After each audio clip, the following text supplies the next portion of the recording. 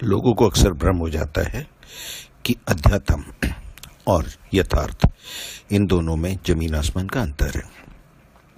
लोग सोचते हैं जो हम प्रैक्टिकल लाइफ जी रहे हैं, अगर इसके अंदर हमने अध्यात्म को जोड़ने की कोशिश करी तो सारा सिस्टम गड़बड़ा जाएगा। अध्यात्म से लोगों के बारे में सोचना है कि अध्यात्म हमें इस दुनियादारी से अलग करता है, जबकि सच्चाई तो ये है, अध्यात्म का मतलब ये होता है डिटैचमेंट। अब डिटैचमेंट को बहुत समझना जरूरी है। हम लोग अक्सर डिटैचमेंट को क्या कहते हैं कि डिटैच हो गए, यानी हमारे अंदर से मोह माया ये सब चीज़ें खत्म हो गई है और हम जाके अपना एक लंगोट बांध के बैठ गए हैं, जबकि ये सब नहीं है चीज़ें। यहाँ पे जो ज़रूरी है वो ये है कि हम कैसे अपने आप को सुधारते हैं, क्रियाएं करते हैं और हम किसी भी चीज़ों पे अटकते नहीं हैं। सबसे ज़्यादा जो ज़रूरी होता है डिटैचमेंट के अंदर, हमारी इच्छाओं का ना होना, वही डिटैचमेंट है। अब इसको थोड़ा सा और समझने की कोशिश करते हैं। हम अक्सर कहते हैं कि हमारा मीठा खाने की इच्छा हो रही है। अब अगर मीठा नहीं मिला तो हम क्या करते हैं? हम कहते हैं कोई बात नहीं। यहाँ पे हमने उस स्वाद को यानी अपनी इच्छा को दबा लिया।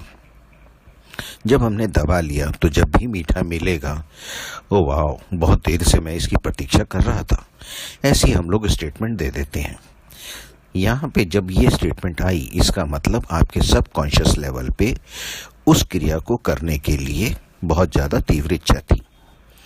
ये खाली मीठा खाने की नहीं, किसी भी काम की हो सकती है। पिक्चर देखने की हो, कहीं जाने की हो, प्रेम की हो, किसी भी चीज़ की। सबसे ज़्यादा ज़रूरी ये है कि इच्छा उठी क्यों। अब जब इच्छा हमारे अंदर उठ रही है तो 3 रीज़न हो सकते हैं। एक, हमारी अपनी बॉडी की रिक्वायरमेंट हो, यानी किसी मिनरल की डेफिशिएंसी हो, हार्मोन्स के अंदर चेंजेस हो।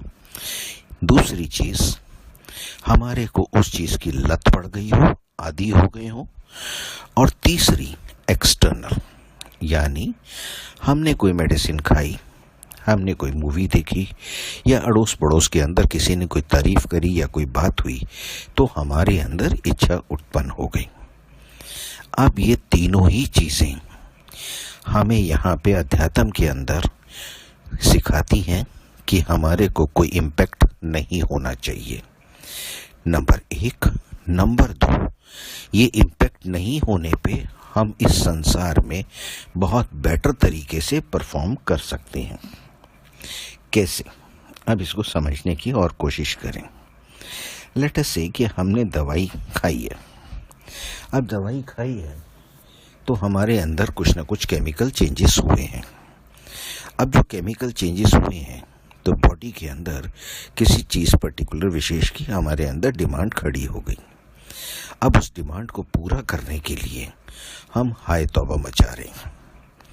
लेकिन अगर मैं अपने माइंड को ये सब कमांड दे दूं कि ये तो दवाई का असर है, बेसिक हमारी डिमांड नहीं है, तो क्या होगा? हमारे को उस चीज़ की डिमांड आएगी ही नहीं और हम अपनी डिमांड को कंट्रोल कर सकते हैं। कहना बहुत मुश्किल लगता है, लेकिन है नहीं, आसान है। अब कैसे? अगर मान लीजिए हमने कहा कि भाई हमें फ्राइड आइटम खाना है, तो दूसरे ने छूटते ही कहा यार मैं फ्राइड नहीं खाता, हमें फ्राइड नहीं खाना क्योंकि मुझे अच्छा नहीं लगता।